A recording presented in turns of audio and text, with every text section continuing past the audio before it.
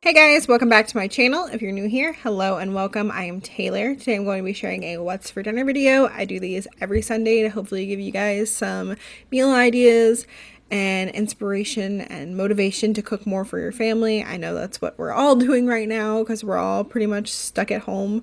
So this night is Friday night and I am making cowboy beans. This recipe comes from Jess and the boys and we absolutely loved it the first time we had it, so we are making it again. And I am starting off by browning some ground beef with some pepper, parsley, garlic powder, and seasoning salt.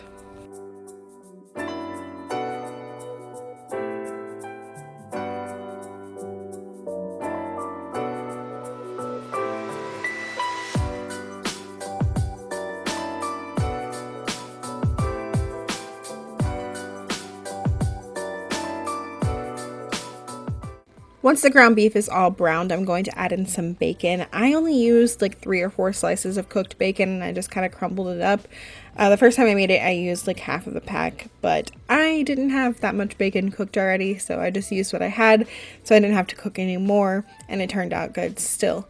And then after I add in the bacon, I'm going to add in 2 cans of pork and beans, some brown sugar, Worcestershire sauce, mustard, ketchup, sriracha, and I'm going to let that simmer with a lid on it for a little bit. For exact measurements, I will have Jess's video linked down below.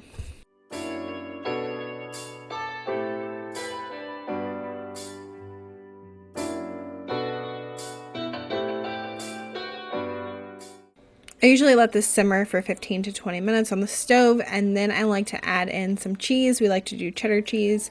You could do American or whatever you like. And I like to add that in like 5 minutes before we're ready to eat. Put the lid back on and let it just get nice and melted.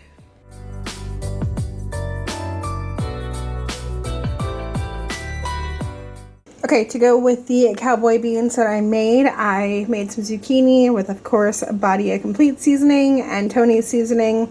So these are mine and Andy's plates, and then we've got Lily's plate, and then, you know, Elijah doesn't like zucchini, so he's got a spinach salad with Olive Garden dressing. Don't forget, as I said, this recipe is from Jess over at Jess and the Boys, so I will have her link down below. But that is going to be dinner for Friday night. It is Saturday, and tonight for dinner I am making tuna casserole. So I already boiled my egg noodles. This is about half of a bag of egg noodles, and I boiled it in some salted water. It's not quite, it's probably like al dente, like it's still a little bit firm because it is going to go in the oven. I don't want it to get too mushy in the oven. And then I've got a can of cream of chicken soup, some milk, some cheese. I've got this Colby Jack, it's almost gone. And then I shredded up some more cheddar, so lots and lots of cheese. I have 2 cans of tuna, and I have some pepper. So I'm just gonna mix it all together, put some cheese on top, and then bake this for about 30 minutes.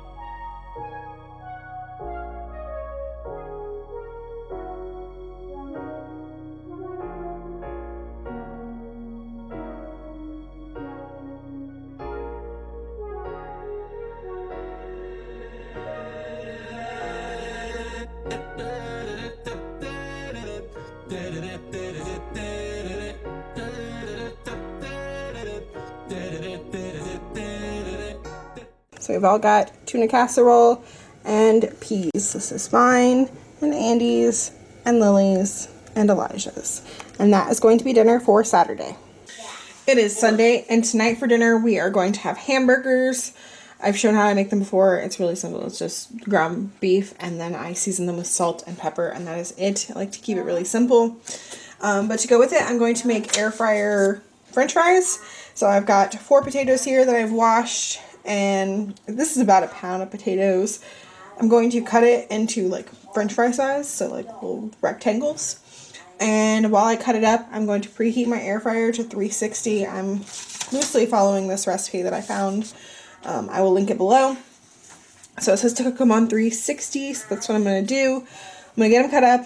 I'm going to toss them in this bowl with some olive oil, and I'm going to do Cajun seasoning because I really like Cajun fries. And I think that's going to be it. Just do this, and then once they're cooked, I will test them and see if they need more salt, but there is salt in this, so it might not need any more. But these are going to go in the air fryer for about 15 minutes, and it says to shake the basket every 5 minutes to help cook them more evenly. So I'm going to go ahead and get those started.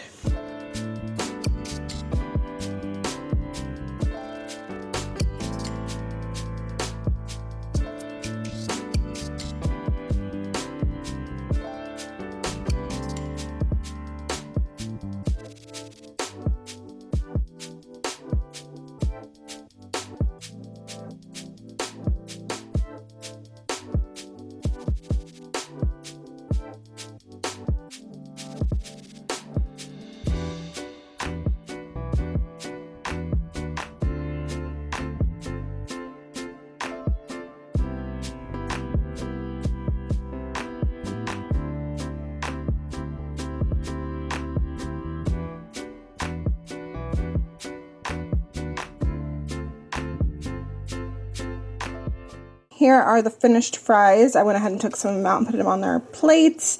Some of them are a little bit floppy. They're not exactly super crispy.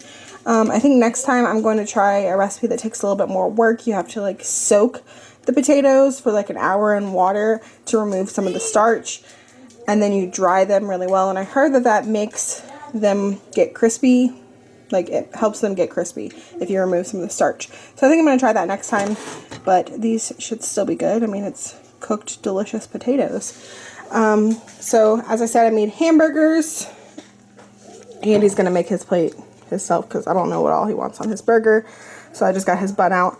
But these are the kids' plates. This is Elijah's. He's got pickle and fries and ketchup. And then they just have cheese on their burgers. And I cut their burger buns smaller because their burgers are smaller. And Lily has tomato with hers because she doesn't really care for the pickles. And here's mine. I have ketchup and mustard, my burger, cheddar cheese, lettuce, tomato, and mayonnaise. And Clausen pickles back there as well. They gave me the halves, so I cut them into the sandwich slices.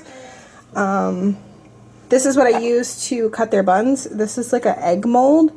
It's non-stick. You can make like round eggs. I use it as a biscuit cutter. I use it to cut their buns. This thing is super versatile and I really like it. I'm going to link some that I found on Amazon that are similar because I think these are great to have just because you can use it for lots of things in the kitchen. But yeah, that's the rest of the fries. Those are the other burgers so Andy can make his plate. That is going to be dinner for Sunday. It is Monday. And I am super unprepared for dinner. It was 4 o'clock and I was like, crap, I didn't pull any meat out for dinner. What am I going to make? So I pulled out some chicken, got it thawed out pretty fast. It's mostly thawed out. This one piece and this one piece are still slightly frozen. It's okay. You can cook frozen chicken in the air fryer pretty quickly. So I've got it in there. I'm going to season it, I think, with my typical seasoning. Some Tony's and some Badia Complete, and I think I'm going to use some of these because I forgot I had them. The recipe calls for 1 box of like rice-a-roni, so I have this chicken, like Aldi brand rice-a-roni. It's the rice and vermicelli, and so we've got that, and we're going to cook that according to the box directions, but we're going to add in some carrots. So it's 1 cup of diced up carrots, so I'm going to do some carrots. And then it calls for green pepper. I don't have any green pepper, but I have celery, so I think carrots and celery would be good. So I'm going to dice up about half of a cup of celery. It calls for onion. I'm going to do some onion powder because I don't have any onion. A can of cream of chicken soup, a cup of sour cream, some chicken that has to be cooked, And then we've got some cheddar cheese and some pepper. And then I think I'm going to throw some bacon on the top too, because this is called crack chicken rice casserole. And like that crack chicken they make like in the crock pot, I think, has like cream cheese and cheddar cheese and bacon. So I think I'm going to add some bacon on top too, just because I have these real bacon pieces. By the way, these are really good. This is from Walmart and they are really, really good. So while my chicken cooks in the air fryer, I'm going to go ahead and make that rice according to the box directions. And I'm going to add the celery and carrot in with it while it cooks. And then once that's done, we will assemble the casserole. It's going to go in a 9x13 pan on 350 degrees and cook for 30 minutes. So we're going to get this started so we can have dinner. So I'm going to put the chicken in the air fryer on like 360, and hopefully it only takes like 20-ish minutes. Hopefully it'll be done when the rice is done. The rice is going to take, yeah, like 20 minutes. So I'm trying to have them both done at about the same time. And then we'll like cut up or shred up this chicken.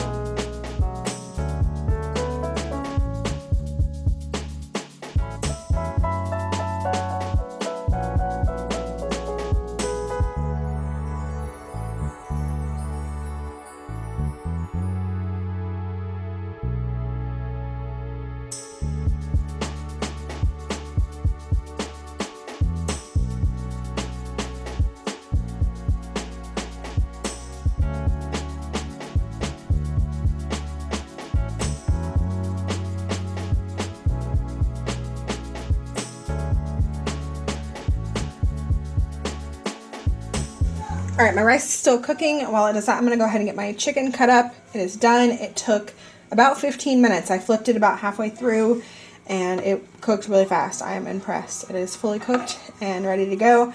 It says 2 cups of cooked chicken breast, so I'm going to cut up as much as I need. This was 2 breasts that I just cut in half horizontally so that it was thinner.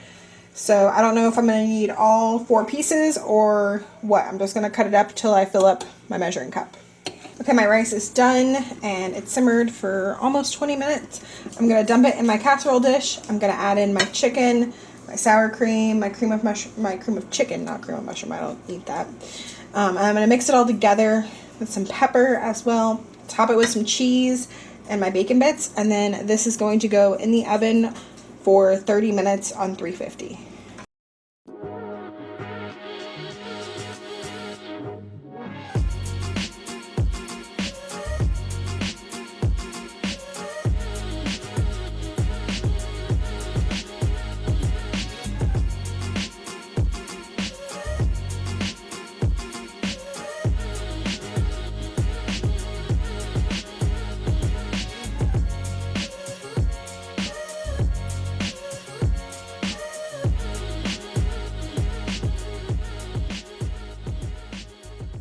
This chicken and rice bake was so good. We all loved it so much. I would definitely recommend trying this out.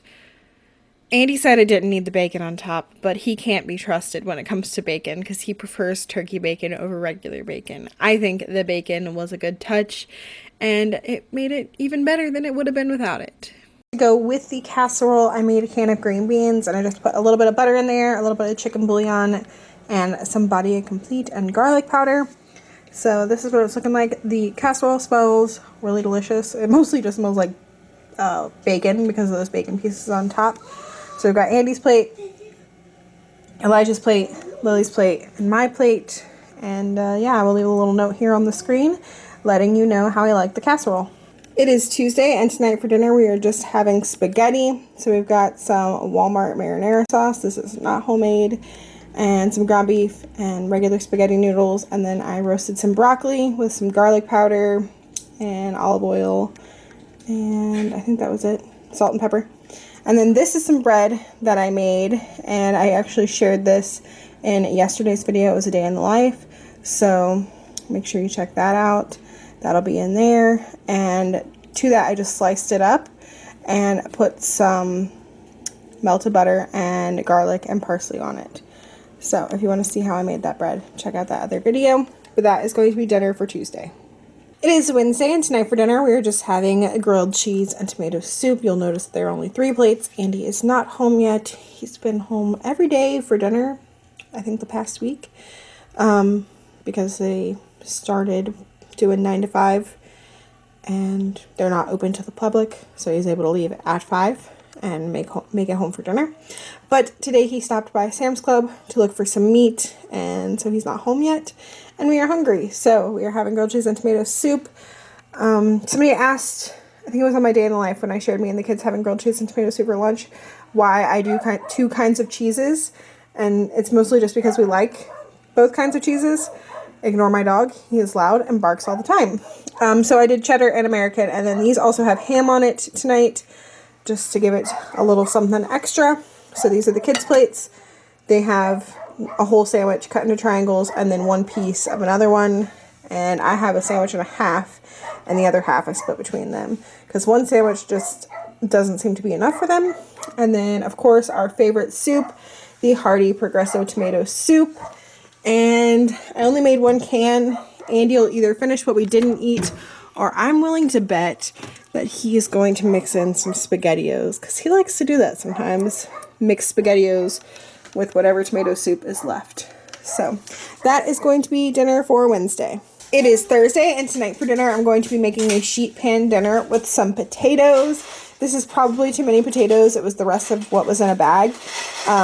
But we can always eat the leftover potatoes for lunch tomorrow or even for breakfast with some eggs. So I'm just going to go ahead and make them all so they don't go bad. I'm going to cut them up pretty small so that they cook in the time that my pork chops are going to cook. I have some pork chops over here. This was from a pork loin, the big long thing at Sam's Club. And I cut some chops. So I think there's 6 or 7 in there. And they're going to go on my sheet pan, and they're going to cook at 400 degrees, and I'm hoping everything will be done in 20 to 25 minutes. Got some olive oil I'm going to put on the chops and the potatoes, and then I've done just the ranch seasoning in the past on the pork chops and potatoes, but I think I'm going to do half of the package of ranch.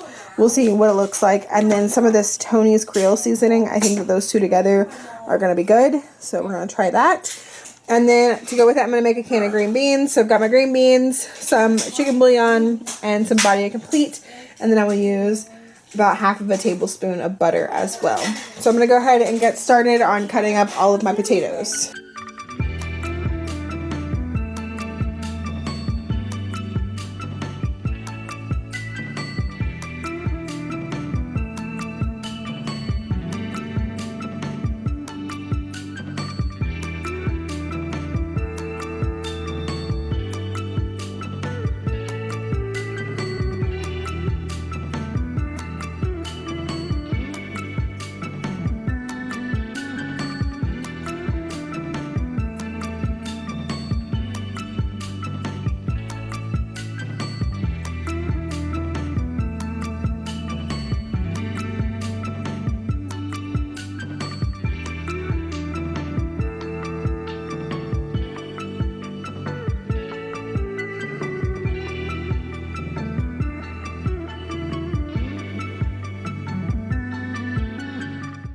These pork chops with the ranch packet and that Creole seasoning ended up being so good.